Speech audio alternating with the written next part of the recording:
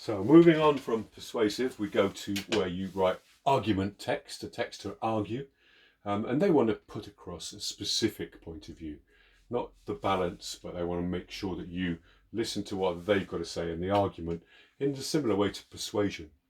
An argument and persuasion are quite linked together. So you could have something like a leaflet that's put around your house to say why a certain building shouldn't be built or something like that, or a letter of complaint you're putting your argument across. You have, again, the opinion column in a newspaper puts an argument, or any political leaflet will try and put an argument across.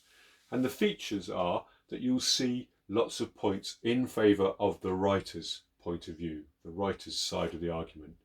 And you might well see one or two points, as we've discussed before when we're writing an argument, one or two points in favour of the opposite side, which you can then show are weak or knock them down so that your argument stands and the other arguments lying there in ruins because you've been so clever in your argument piece. The next one, discussion. Probably the most balanced text. It wants to show you both sides of an argument, and it wants to let you decide the discussion.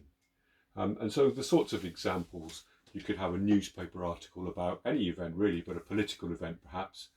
And again, you've got the internet forum or any debate article in a magazine or something like that.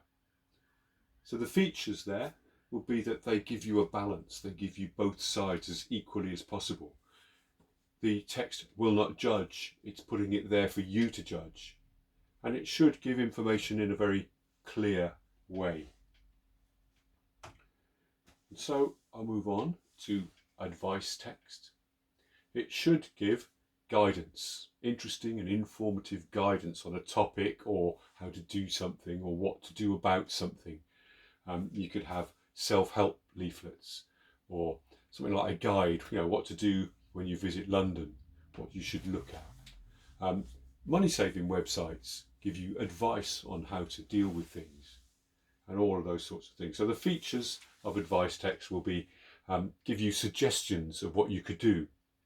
It usually would have a friendly tone so that it sounds approachable, and it should give information and guidance in a clear way without any sort of political overtones or anything like that. It's just advising you. So we go on finally to entertain, texts that are written to entertain. Again, they link in with descriptive text to some extent. It's written to amuse the reader or make them enjoy reading that text, which could be something like a gossip column in a newspaper, or a horoscope, or a comic.